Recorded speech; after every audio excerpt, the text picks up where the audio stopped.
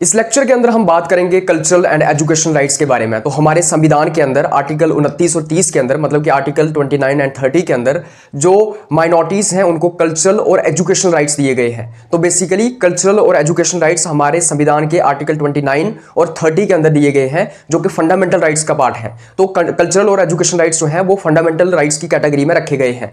तो बेसिकली अगर मैं कल्चरल और एजुकेशन राइट्स की बात करता हूं, आर्टिकल 29 ये कहता है it protects the interest of minorities both religious and linguistic. तो आर्टिकल 29 जो है ना वो माइनॉरिटीज के इंटरेस्ट को प्रोटेक्ट करने की बात करता है। माइनॉरिटीज रिलीजियस भी हो सकती हैं, रिलीजन के बेसिस के ऊपर भी हो सकती हैं और लैंग्वेज के बेसिस के ऊपर भी हो सकती हैं। जैसे कि अगर मैं रिलीजियस माइनॉरिटीज की बात करूं तो यहाँ पे सिख आते हैं, पारसीस आते हैं, जैन आते हैं, बुद्धिस्ट्स आते हैं, उसी के साथ साथ क्रिश्चियंस आते हैं, मुस्लिम आते हैं। ये लोग माइनॉरिटीज हैं जिनकी संख्या कम है इस देश में।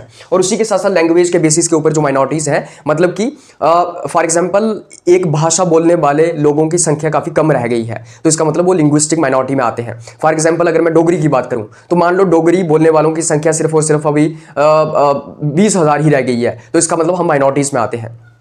तो जो माइनॉरिटीज हैं उनके पास ये राइट है अंडर आर्टिकल 29 कि वो अपना जो डिस्टिंक्ट लैंग्वेज है उसको प्रिजर्व कर सकते हैं, उसको कंजर्व कर सकते हैं, उसको प्रोटेक्ट कर सकते हैं, स्क्रिप्ट और कल्चर को प्रोटेक्ट कर सकते हैं। तो बेसिकली माइनॉरिटीज के पास ये अधिकार है कि जो उनकी लैंग्वेज है, जो उनकी भाषा है, उसको वो बचा सकते हैं, उसको प्रोटेक्ट कर सकते हैं। उसी के साथ साथ उनकी जो स्क्रिप्ट है, उसी के साथ साथ जो उनका कल्चर वगैरह है, उसको वो प्रोटेक्ट कर सकते हैं, उसको बचा सकते हैं। उसी के साथ साथ आर्टिकल 29 के अंदर ये भी आता है that no citizen shall be denied admission into any education institution maintained by the state or received aid out of state funds on the grounds only of religion, race, caste और language. तो यहां पे ये कहा गया है कि किसी भी नागरिक को एजुकेशनल इंस्टीट्यूशन में एडमिशन लेने से नहीं रोका जा सकता है अगर वो एजुकेशनल इंस्टीट्यूशन जो है वो सरकार के द्वारा कंट्रोल किया जाता है, या फिर सरकार के द्वारा मैनेज किया जाता है, या फिर सरकार से वो पैसे लेता है, फंड लेता है सरकार से, या फिर एड लेता है सरकार से, जो सरकारी पैसा है उससे वो चलता है। अगर तो वहां पे किसी को भी मजहब के आधार पे, उसकी रेस के आधार पे, उसके कलर के आधार पे, उसकी जाति के आधार पे, या फिर उसकी लैंग्वेज के आधार पे उसकी एडमिशन उस एजुकेशन इंस्टीट्यूशन में नहीं रोकी जा सकती है। तो सिंपल कहने का मतलब यही है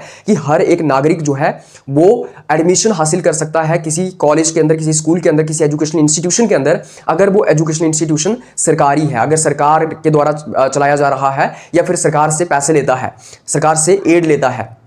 तो किसी भी नागरिक को मजहब के आधार पे, जाति के आधार पे, लैंग्वेज के आधार पे, या फिर रेस के आधार पे एडमिशन लेने से नहीं रोका जा सकता है। उसके बाद हम देखते हैं इसके अंदर आर्टिकल 30 आता है। आर्टिकल 30 के अंदर आता है right of minorities to establish और administer any education institution of their choice. तो यहाँ पे माइनॉरिटीज के पास ये अधिकार है, जो रिलीजियस या फिर लिंग्विस्टिक माइनॉरिटीज है उनके पास ये अधिकार है कि वो अपने एजुकेशन इंस्टीट्यूशन खुद इस्टेब्लिश कर सकते हैं और खुद उनको चला सकते हैं अपने हिसाब से। तो बेसिकली माइनॉरिटीज अपने एजुकेशन इंस्टीट्यूशन इस्टेब्लिश कर सकती हैं और उनको अपने हिसाब से चला सकती है। हो सकता है कि वहां पे वो अपनी भाषा को पढ़ाना चाहें, बच्चों को अपनी भाषा को वहां पे वो प्रमोट करना चाहें, अपने कल्चर को वो वहां पे प्रमोट करना चाहें। तो बेसिकली माइनॉरिटीज जो है वो खुद अपने एजुकेशन इंस्टीट्यूशंस को एस्टैब्लिश भी कर सकती हैं, खुद उनको चला भी सकती हैं। उसी के साथ साथ माइनॉरिटीज के पास ये अधिकार है कि वो अपनी इमूवेबल प्रॉपर्टी को मैनेज कर सकते हैं। मतलब कि जो भी उनकी प्रॉपर्टी है उसको वो बेच भी सकते हैं, उसको भी वो खरीद भी सकते हैं, उसको जो है वो डिस्पोज ऑफ भी कर सकते हैं। तो बेसिकली जो उनकी इमूवेबल प्रॉपर्टी है, इमूवेबल प्रॉपर्टी का मतलब हो गया कि वो प्रॉपर्टी जो मूव नहीं होती है, जमीन वगैरह हो गई, बिल्डिंग्स हो गई,